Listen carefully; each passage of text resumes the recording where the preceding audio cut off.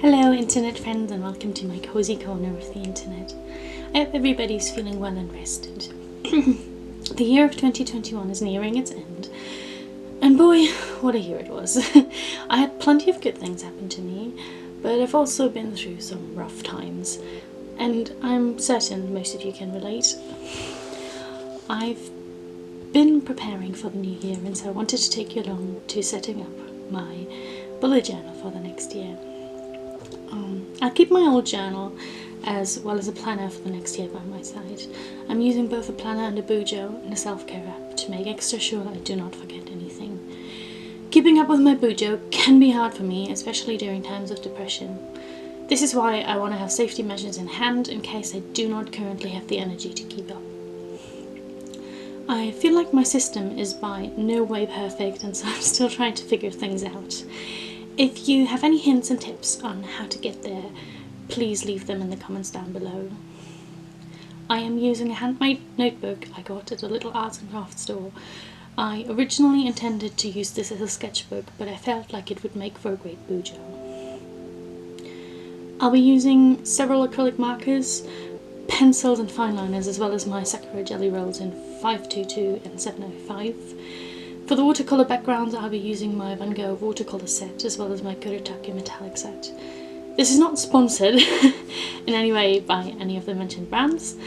I will, however, leave the links to the products used or to similar products down below for you to check out. Without further ado, I invite you to follow me onto my bullet journal. Starting off with two introductory pages, one containing my name and address, which I'll fill in later off camera, just in case it gets lost, as well as a pop-out page with important keys and notes for reference. I was thinking long and hard about which theme to choose. I'm usually not good at picking and following up with BuJo themes, especially with more abstract ones, so I need a strict setup and a theme to follow. So I wanted to have a theme that would work its way through the entire journal as some red thread to follow. I decided on movies, yay! Especially classic Hollywood films. I wanted each month to be represented by a different edition from film history, so that during the setup videos I could tell you a little more about each. I am most definitely a fan of old school film, stretching from about the 1920s to, well, maybe the 60s, and I'd love to share some of that passion with you. To see which film I chose for the month of January, you can check out my January setup video respectively. I still need a theme to tie the entire thing together though. For the yearly theme, I did not choose a specific movie, but I wanted something more abstract. I landed on a 1920s inspired Art Deco theme. It is abstract enough to be decorative, yet concrete enough for me to follow through. It also has an air of timeless glamour, which I thought would fit in very well with the old Hollywood theme. To start off, I glued off specific areas which I wanted to paint so that the watercolour wouldn't seep through. I also added a folded piece of paper to the first page for the key pages, as well as this cute Ex Libris sticker I got from my mum, since my book didn't have a dedicated spot to write my name into. I thought it would fit in well with the theme. The woman also looks a little bit like Virginia Woolf, doesn't she? I got the idea of a foldable key page from the BuJo videos of Elizabeth from Plant-Based Bride. I kinda liked the look of it, as well as the idea to win a little more space. I'm not certain on what to add exactly, but I'm sure I'll find some things to fill the pages throughout the year. Elizabeth also usually names her BuJos, which I think is a nice idea. That will probably help me build a personal rapport with the book and maybe make it easier for me to follow through. I waited until my setup was finished to write the name though. I had to think on it a little, so watch until the end to see what I decided on. For the colour scheme, I chose a variation of reds as well as a deep gold tone for accents and decorations. Next, I moved on to this year's cover page. Again, I'm taping off the edges and adding a deep red to the pages. The painting on the right was somewhat Great Gatsby inspired, hence the flapper image in green light, since I chose the novel's closing words as a quote. So we beat on against the current, burn back ceaselessly into the past. Choosing the Great Gatsby as well as these exact words may seem like a very disheartening choice to go with, Yet the book, as well as the final words, are a huge criticism on the American dream, as well as a reminder not to hang around in the past. And I feel like the latter seems like a very easy thing to do these days. All of us have lost 2 whole years of our lives, and, well, we've been growing bitter and sad throughout. And it is hard to keep courage, you know? But very much unlike Gatsby, we should not stay in the past. We should not try to relive something that is long gone. I chose this quote as a reminder to look forward and to make the best of the coming year. It is true, I, as many people, missed out on plenty of things and will probably miss out on more. But grieving a past and future that will never be is no way to deal with this. One of the most important spreads in my yearly setup is my future log. I mentioned that I also keep a calendar on the side to be doubly sure that everything is in order, but it is still important to me to keep my future log updated. I saw the Dutch drawer style in a video by Looting Studios and I really liked the look of it, so I thought I might try it. I am usually not a fan of Dutch drawer style spreads, since I feel like they take away a lot of space that I need to write things down, but it seemed like a nice way to highlight my calendar for the year, and the little tabs actually make it easier to find. I basically added all the same embellishments I did with the other spreads so far. To make it less monotonous, I switched up the colours for each month respectively. You may notice that this is, as well as other spreads, will stay empty after setup. I feel like a lot of information, dates, birthdays, deadlines, etc. seem a little personal, so I'm filling my spreads out off screen. Thank you for understanding.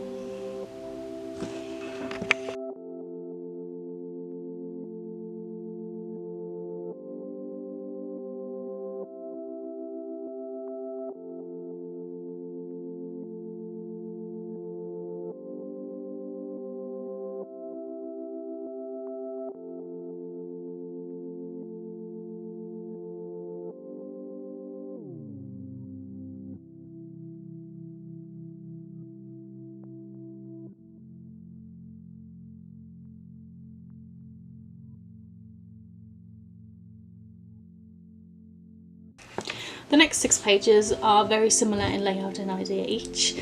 I saw a similar style in Looting Studios videos and like the layout specifically. It automatically sections up your pages into 4 little drawers, 4 little areas, and I can use those areas however I like. I think Looting only added golden things to try out, but since I've been looking for a way to sort through my ideas and to just store them, really, I added a 3rd spread to keep track of them. I divided some of my categories again just to sort my ideas a little better.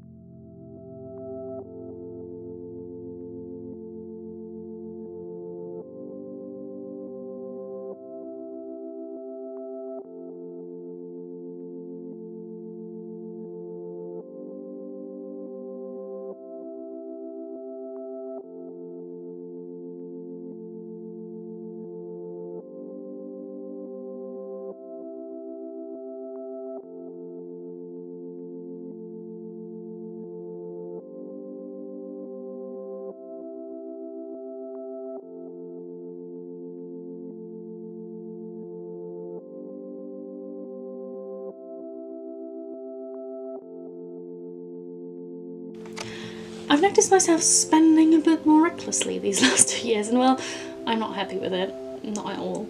I feel like spending money online is a lot easier and quicker than it is in person.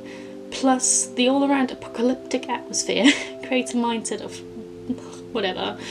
So I decided to go for a low-buy year to limit my spending. I've seen a couple of people talk about no buy or low buy years, and I'm personally no expert. The idea is to set yourself some realistic boundaries, rules and goals when it comes to money and spending. For example, I've noticed myself spending a lot of money on makeup and cosmetics that I don't end up using. I've cleaned out so many old crusty palettes this year that I bought and then never used. So for this year I set myself a monthly beauty budget, as well as a couple of rules, like not buying new versions of products I already have, i.e. a face cream. I have one, I use it, I don't need a different type of face cream, and only replacing empty ones. I also added a page of needs, wants and gift ideas, as well as a section for outstanding orders. I kind of got this idea off of Elizabeth from Plant-Based Bride again, and I really liked it. It will help me keep track of things I ordered, and I'll be able to check back in with the seller if things do not arrive in time. And I will have a chance to properly assess things that are actually necessary or just something I would like to have to boost my own ego. To do in Kanban board. These 2 pages are fairly self-explanatory, I feel like. I added a general to-do list for things that come up throughout the year that aren't necessarily bound to a specific deadline, but that I would still like to keep an eye on. I also added a Kanban board. I know the method from some video game development classes I took at uni, and then I saw Elizabeth from Plant-Based Bride use it in her BuJo to keep track of her videos. The idea is to keep track of different steps of projects by dividing the whole process into separate categories and moving projects from category to category as you go along. Since I do not only want to focus on videos but all sorts of writing, cosplay and art projects, I try to go a bit more abstract with my categories and ended up with plan, create, edit and finish. My experience with Kanban boards in the past has been mixed, to say the least. I'm the kind of person who usually goes back and forth between steps instead of just finishing one and then moving on to the other, so I am not certain the method will work for me, but I think it is worth trying out, so here goes nothing.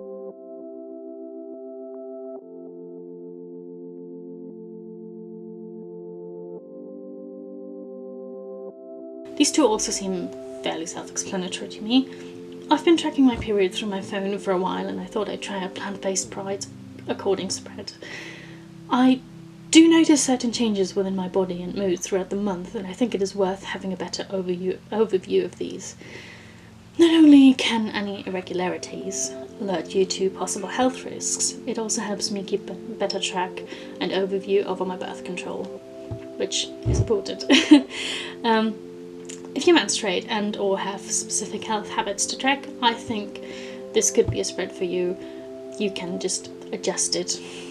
I also wanted to focus a little more on the positive things in life, so I added a gratitude journal. I feel like I tend to gravitate more to negative thoughts, especially through depressive episodes, so mindfully sitting down and reflecting on the positive could help me. It is most definitely not going to cure my depression, so don't think that. But it could offer up the opportunity for a new and healthy coping mechanism that I could follow. This one is also, I think, fairly obvious. Since I wanted to be more active on social media, I decided to keep track of my activities. I found this spread in a video by Looting Studios. I enjoy creating content, and I just noticed that I burn out fairly quickly and it gets hard for me to focus on the many hats I wear throughout my day-to-day life. So I wanted to offer myself a little incentive and motivation to keep going, but also a possibility to just keep track of the energy I'm spending on something that at this point is a hobby.